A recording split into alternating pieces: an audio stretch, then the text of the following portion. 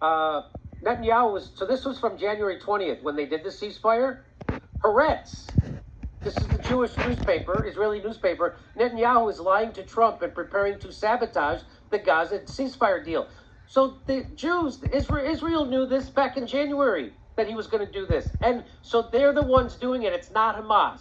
So if you think this is Hamas can release the hostages, they had a deal to release the hostages, and they don't want them to release them, which is why they sabotaged them. Because if they did release the hostages, then they would have to come up with another reason why they're why they are slaughtering people, doing a genocide, ethnic cleansing Gaza and the West Bank.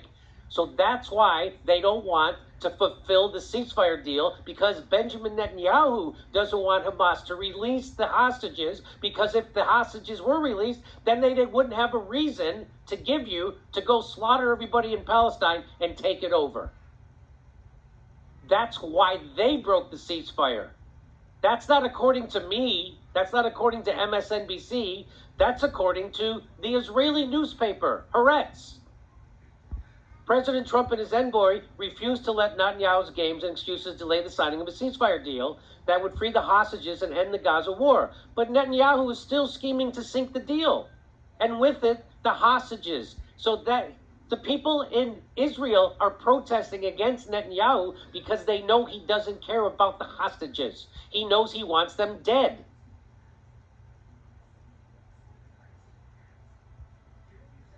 The same Netanyahu who eventually signed the agreement has been telling his domestic political allies that he has no intention of honoring and implementing the ceasefire deal. This is from Haaretz. After one of the extremist messianic parties in his governing coalition quit because of the agreement and another threatened to do so if the agreement is honored in full, Netanyahu promised both that the ceasefire he signed is only temporary and that soon enough he will order to renew the war, and by doing so sacrifice the lives of about half of the living hostages currently held in Gaza. Ben Gvir to rejoin it. So the guy who quit because the psychopath in the Israeli government who quit because Netanyahu signed his ceasefire deal is now back because they broke the ceasefire.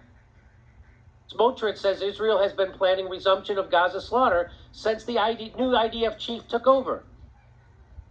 When the Gaza ceasefire deal was first reached, Smotrich said Netanyahu assured him that the genocidal war would resume after the first phase, and that's exactly what happened.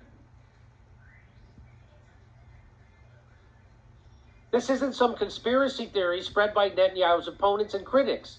These are the words coming directly from his own loyalists and supporters. On Sunday, while the vast majority of Israelis were celebrating the return of 3 brave women hostages, an achievement celebrated by Trump, the Israeli pundit most affiliated with Netanyahu, Amit Segal, crashed the party. He's announcing on television that he expects only 10 of the 94 hostages still in Gaza to be released before Netanyahu honors his promise to the far-right finance minister Smotrich and renew the war. Segal isn't making this up out of thin air. He's speaking directly to Netanyahu and Smotrich and hearing them for what their plans are. So if you still think that Hamas is the people who are breaking the ceasefire, and why don't they just release the hostages, it's because they had a deal to release them, and everybody in Israel knows that Benjamin Netanyahu doesn't want those hostages released. That's why he's breaking the ceasefire, because he wants to take over the rest of Palestine and the West Bank. That's what this was always about, and that's what's happening. And Trump's going along with it, and including threatening Iran, which is World War III. Netanyahu has 2 ways to sink the agreement. Well, he performed the same exercise, so he did it. The second option is to provoke an outbreak of violence in the West Bank. That's what he did. The tinder is already flaring there. Extremist settlers set fires to homes and cars in several Palestinian villages on Sunday night, at the same time as millions of Israelis were celebrating the 3 hostages' return. Again, this is being spelled out by Netanyahu's cheerleaders, not his opponents. I'm not making this up. It's the people closest to Benjamin Netanyahu who are telling you what they're doing. They're doing this. All one has to do to learn about this is watch the pro-Netanyahu media outlet, Channel 14, which has been telling its viewers ever since last week that the ceasefire deal is temporary. Phase 2 won't happen, and Netanyahu will honor his commitments to Smotrich, his commitments to start the genocide again. In his nearly 2 months in office, President Trump has rushed military aid to Israel, approving over $12 billion in arms deals and sending 2,000-pound bombs to Israel. Trump has also repeatedly called for the permanent expulsion of Palestinians from Gaza, emboldening the members of the Israeli government whose goal is ethnic cleansing.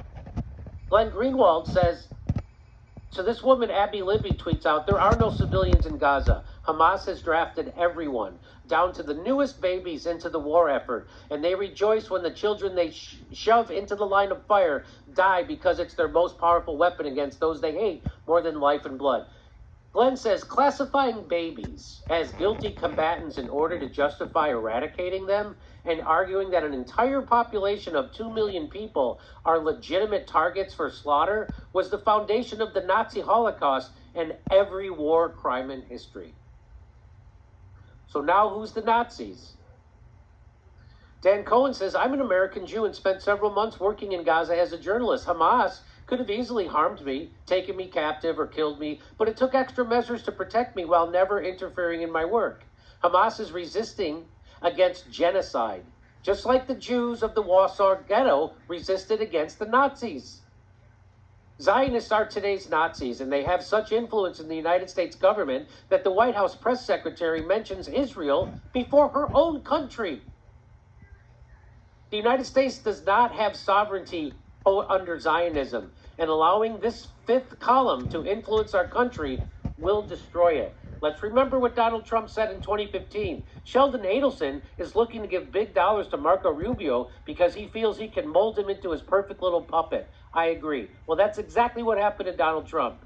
And this is Israel first, America last. This is starting a genocide in Yemen, supporting a genocide in Gaza, West Bank, and starting World War III with Iran. Because Iran signed a treaty with Russia, and so if we attack Iran, it's like we're attacking Russia. And that is the tinder for World War III. And that's what Donald Trump is getting us into right now. And MAGA should be pissed off about this. And if you're not, you're a chump and a sucker and a dupe. Come see us on tour in Hartford, Connecticut, Syracuse, Atlanta.